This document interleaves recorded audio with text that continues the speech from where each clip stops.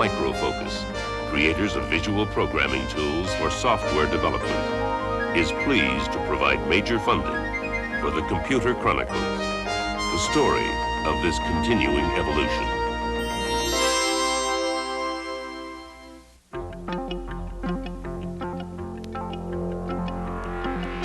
Welcome to the Computer Chronicles. I'm Stuart Chaffee, and this is Gary Kildall. Gary, we've done a lot of shows about computer hardware and software, but of course it takes people to design and build these things, and that's the subject of our program today, the people in the computer business, and I guess the Silicon Valley is in fact as famous for its young entrepreneurs as it is for its products. And speaking of young entrepreneurs, you're one of them, having founded Digital Research about 9 or 10 years ago. Gary, how has the people side of this business changed during that period? Well, I know I've traded in my cowboy boots and blue jeans for a three-piece suit here, so some changes have gone on. I think the biggest change I've seen has been in, say, the impact of just having no products that are competitive at all to a market now where everybody's in there, including IBM, that have multi-million-dollar budgets, and you've got to figure out how to work around big giants like that. It's become much more professional, and the stakes are higher, and it's been a lot more fun, I think. Okay, we're going to meet some of the superstars of the computer field. We'll meet a man who's called the father of the Silicon Valley. We'll meet a man who revolutionized the computer business by coming out with the first low-cost portable. And we'll meet a woman who didn't know a computer from a commuter, but she's now the CEO of a major computer company. First, let's take a look at some of the other people who played a key role in the evolution of the computer business. Those of us involved with micros back in 1974, 75, we had not already designed all of the interface cards and the peripherals and the software that goes into the mini computers of the day, or the larger systems. And to us, it was so exciting because it was like we thought we were doing the things for the first time they'd ever been done. And it was the first time they'd ever been done that cheap, using a lot of the LSI technology. And so there was a lot of just the excitement everywhere we went. It was like putting out a little table and showing off a little card that would play music on a computer or make color was the most exciting thing in the world, and we thought we were way ahead of the rest of the world. What I was doing around that time was not even thinking about what are the right steps to take to have a very large successful company or a large successful product. It was just, I had been working my whole life to build a certain type of computer for myself, and I just built the best one that was doable in that day with the particular components available, etc. And in that sense, it wasn't like an intelligence that can lead you towards the right path. It was just being very free. I had the freedom because I was only doing it for myself. It was not a company project where a manager defined what had to be done. So I was lucky to be able to do what I did. Everywhere I go now, I go to business meetings and presentations, and they're all sitting there in three-piece suits. It's a large business. There's a lot of dollars involved. The people who have come out of school trained to run and manage business is the key element today, and that's where most of the creativity is going. There's very few technically creative products in the microcomputer world. Is a garage operation still feasible in the small computer industry today, or is that stage over? Well, that stage is pretty much becoming over for hardware. It used to be people could quickly manufacture some simple little PC boards on a small budget, get an ad in a little hobbyist magazine and start selling a bunch of them. And so very small entrepreneurships, thousands of them sprung up, many of them centered around Apple. That was probably the biggest direction to go. Now it's pretty much that's possible for software groups to come up with a good software project, and there are avenues to find companies that will market it for you or turn it into a product if you got something good going. Perhaps once a decade, a very large market comes from zero up to billions of dollars within a few years. It's very rare that there's such a dramatic explosion out of nowhere of a new market. It may happen again in microelectronics and computers before too long. Maybe every 10 years, a new group of people come out, and they haven't been along with the Apple and the thousands of peripherals and the thousands of softwares, and they think every time they're doing it for the first time ever. They're going to get a couple of their own hobby computer magazines that are in their group. They don't come to our group. They're going to start talking and having little trade shows and showing each other projects, and they'll start new businesses of their own, and I think that's probably about to happen. It's like you go to a trade show, and they pull up in their mobile home, and it's a little garage shop, they pull it out the back, and they show it off, and you want to buy a couple? And these may be very large companies in a few years. But right now we all shun them on them. We just say, that's just a couple of guys who drove out of their home with it. That's what they said about us. Yes. You can understand it. When you're looking down on someone else, you can understand how you were perceived back in those days, and then you also realize they were right. It's just a quirk of fate that they were wrong.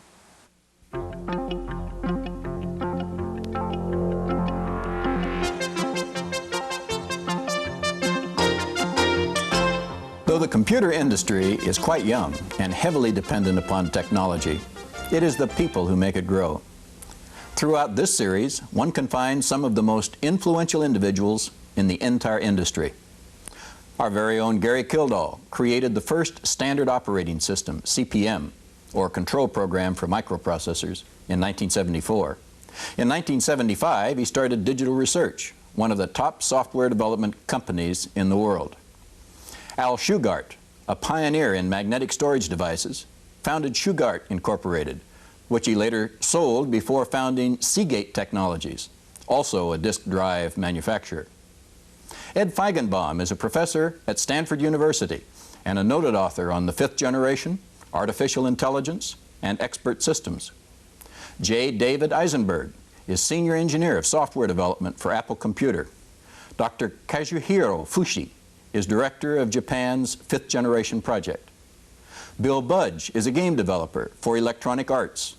Wanda Smith is Hewlett-Packard's Human Factors Engineering Manager. David Nitzen is an expert in robotics.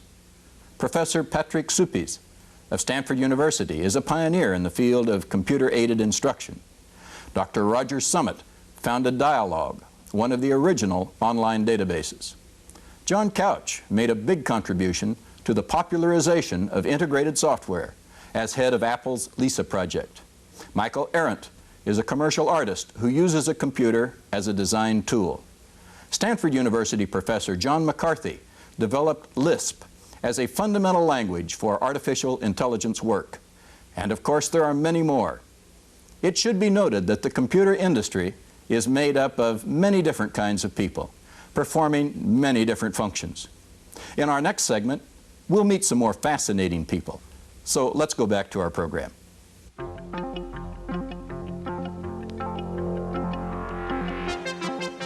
Joining us now is Adam Osborne, formerly of Osborne Computers and now CEO of Paperback Software, Inc., and Laurie Harp, CEO of Vector Graphic. Gary?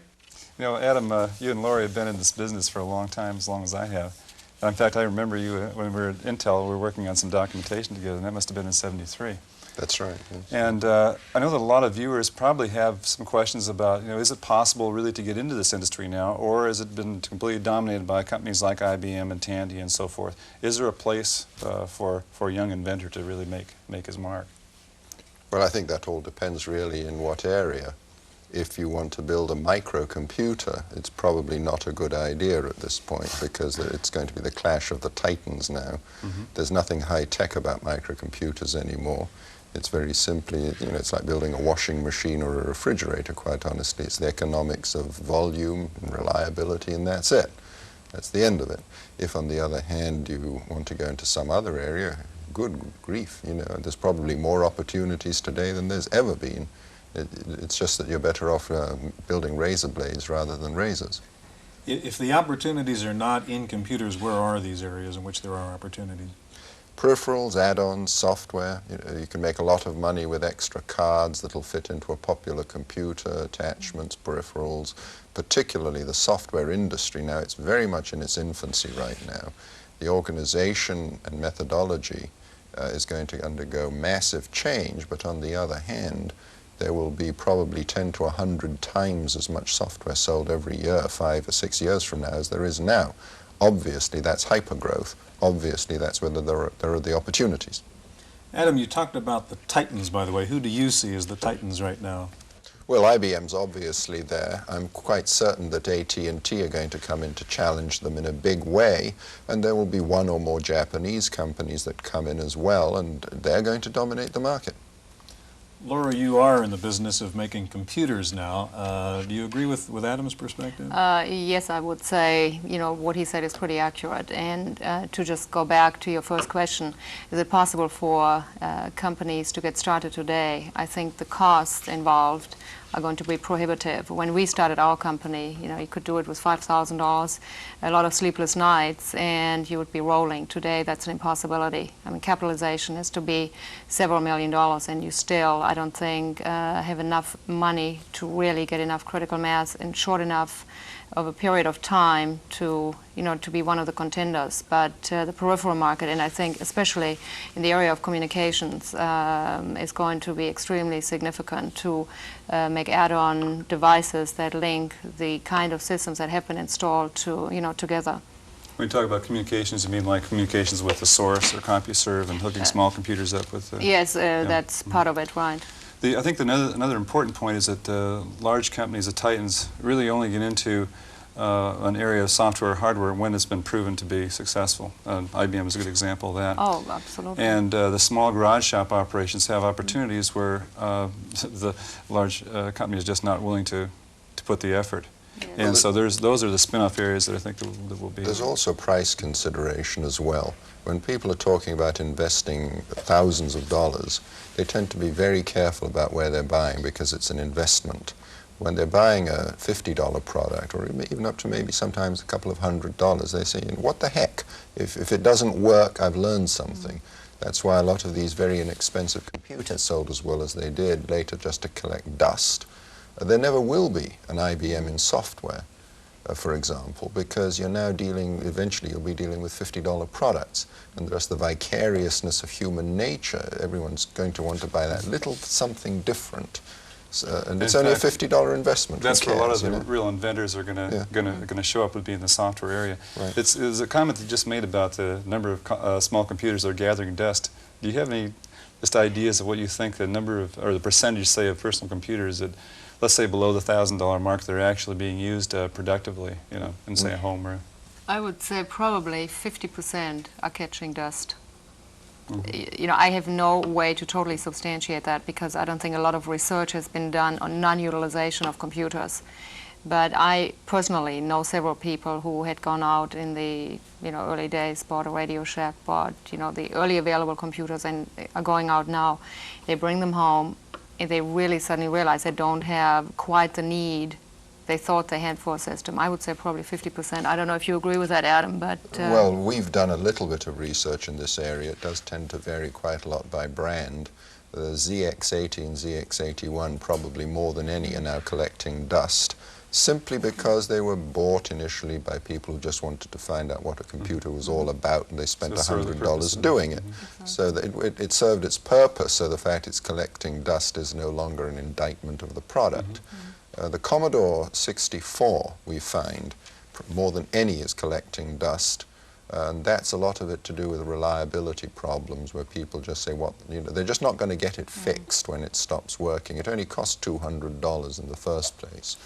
It seems like a lot of the inventiveness that's going to go into software is really going to be around products that really make personal computers are useful in the home, and take them out of the closet. Well, if they haven't been purchased yet, but actually make when they come into a home that they're actually used in a way that's productive. Is that a concern of the industry, Adam? You suggested, well, it doesn't matter, something like the Sinclair. Well, it served its purpose. Or are people in this industry concerned about making sure that, I assume you want people to use these products, because then they'll go out and buy the peripherals and buy the software and so on? Well, it depends really on each company and what direction the company is going into. We, for example, have no intention of going into the home computer market where, you go into this under $500 rat race.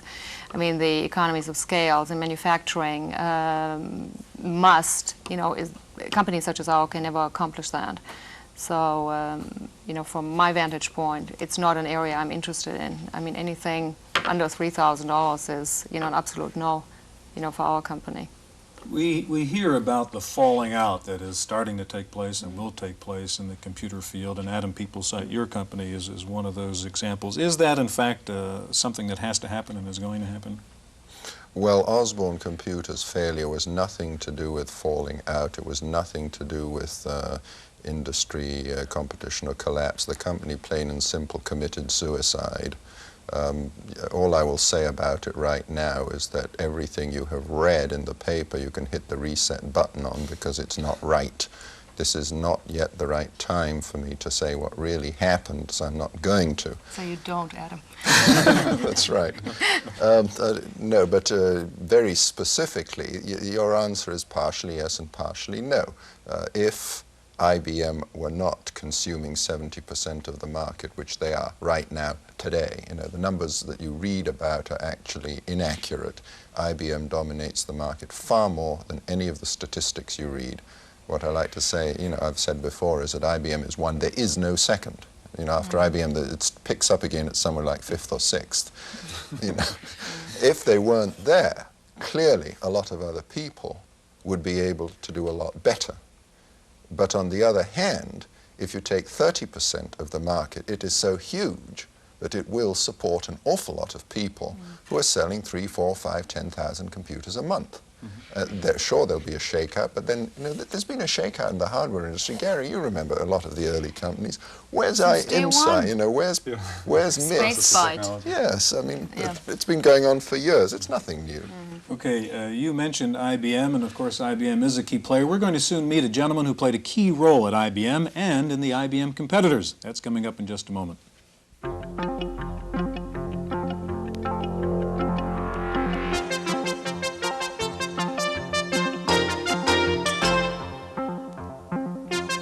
We are unfortunately limited to brief comments about a very few computer entrepreneurs who typify the vast contributions of their colleagues. But we can't leave this subject without one more example, that of the original Silicon Valley garage-based startup, Hewlett-Packard. William Hewlett and David Packard both graduated from Stanford University in 1934. The two engineering classmates became close friends and formed their partnership in 1939. Their first plant was a small garage in Palo Alto, and their initial capital investment around $500. Their first product was a resistance capacity audio oscillator based on a design developed by Hewlett while attending graduate school. Hewlett-Packard has grown to be a major designer and manufacturer of computers and computer peripherals, test and measurement instruments, handheld calculators, electronic components, medical electronic equipment, and instrumentation for chemical analysis. The company employs about 70,000 people worldwide, with annual sales between $4 and $5 billion. Packard and Hewlett have been extremely influential in the industry, and both remain active in the company as chairman of the board and vice chairman respectively. We'll meet Gene Amdahl in our next segment, so let's get back to our program.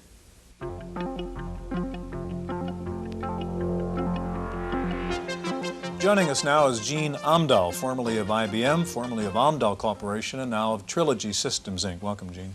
Gene, I think it's very interesting to have your perspective on IBM and the IBM PC lookalikes that have come out here, because you've been, if there's anybody that's been working with following IBM and trying to get at that customer's base, it's been Amdahl. And so what is your feeling about the IBM PC clones or the lookalikes? Can they be successful? Well, I'm not as familiar with the PC area as I am with the large computer area, but I am quite familiar with IBM, and their pattern really hasn't changed over all of the years that I've known them. And that is, they move into a field when the field is just proven well enough in terms of it becoming of a size sufficiently large to be of interest, and secondly, that somebody has learned what it takes to satisfy that market. Once this is learned, IBM is then ready to move in for their share of the action. And if they have the same degree of success in this area as they had in the high performance area, their architecture will become a de facto standard, not because they will have the best architecture, but because so many people will be expecting them to be successful. And the cost of developing your applications on even your personal computer are going to be sufficiently great so that even as a person, an individual, you really won't like to change architectures in order to progress through the advancements. Now, how do you track a change that IBM might make in the future? If there's one company that I've seen that's probably more secure than even Mattel or the U.S. government has been IBM. And how do you when you stock up your large inventory, how do you take care of that transition IBM might make, say, in a moment's notice? Well, you can't do it perfectly, but if you are in a portion of the field where the technology or certain functional limitations have formed the boundary of where you could go, as those possibilities get moved forward, then, or as you expect them to be moved forward, you can expect that the offerings by IBM are most likely going to move in that direction. Mm-hmm. Okay, and so you sort of indicators of what's going on, right? Laurie, I know that you've been involved very closely with the whole industry as it's switched toward IBM hardware. What are your feelings about the PC clones? In my opinion, they're not going to have a future. I think right now they're enjoying a tremendous wave because of the inability of IBM to deliver in sufficient quantities. And I think most of the clone companies, if you look at them carefully, are not creating any value. They are putting hardware together, they're buying software that is available to everyone, and they're not really creating anything that makes them proprietary. Mm-hmm.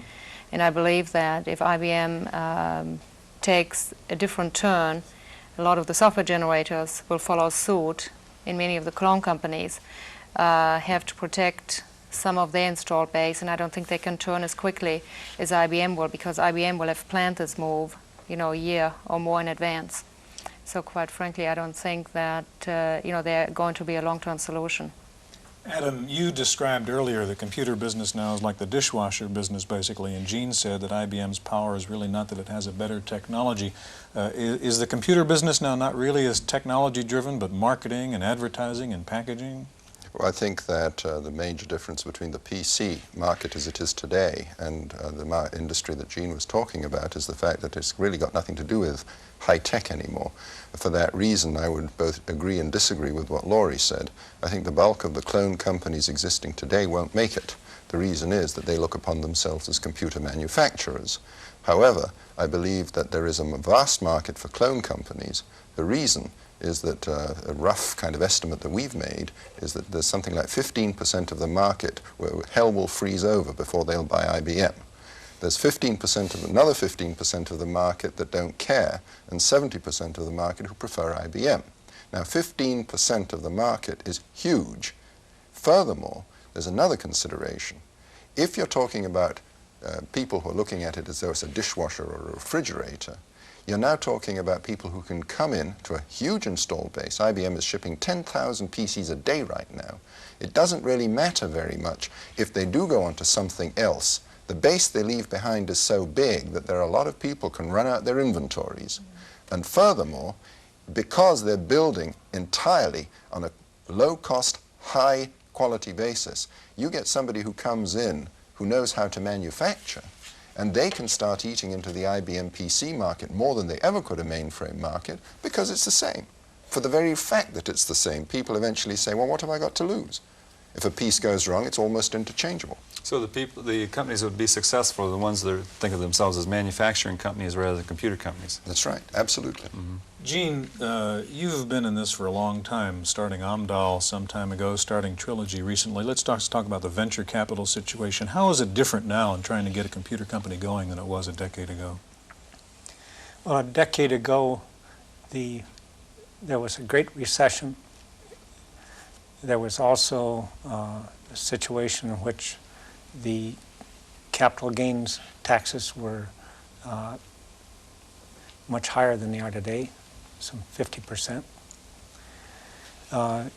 With the capital gains taxes like that, and with the recession, the stock market for new issues was abysmal, to say the least. It was essentially non-functional entirely.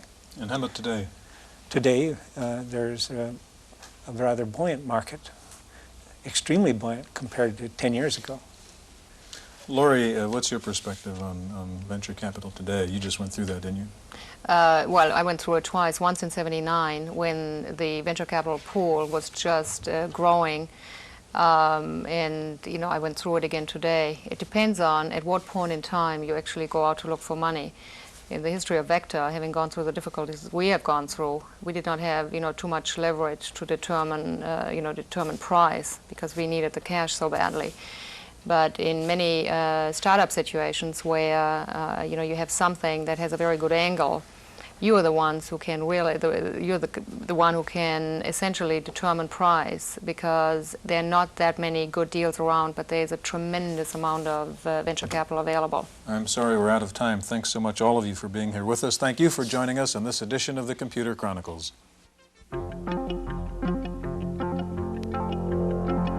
This program has focused on some of the more successful industry entrepreneurs, those who had vision and an insight into the new technology and the perseverance to see their ideas through. For the most part, these individuals had strong technical backgrounds as engineers, programmers, scientists, and the like. And this was enough to get the business off the ground in its very early phase. Later, there came a second phase in the enterprise when a different kind of entrepreneurialism was needed to take the enterprise from a strong technical startup into the successful mature business. Once the ideas are formulated, the investment capital is secured, and the assembly lines are rolling, the product must be sold and serviced, and continuing return realized on the investment. That's when people with strong marketing and financial backgrounds are needed to make the company profitable. Good marketing people are trained not necessarily in high-tech or electronic fields, but in business and product marketing.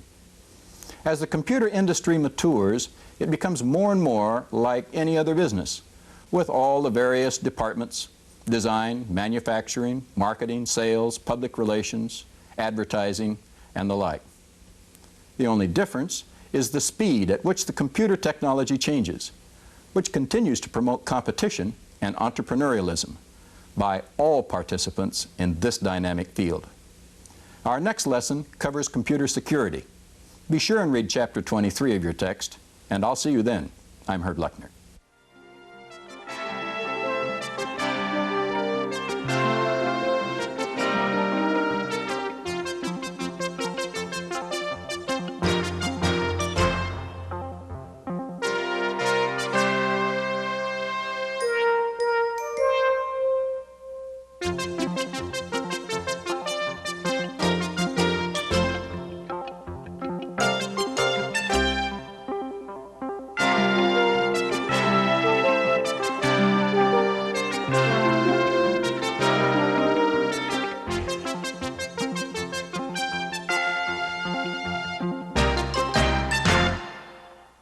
Microfocus, creators of visual programming tools for software development, is pleased to provide major funding for the Computer Chronicles, the story of this continuing evolution.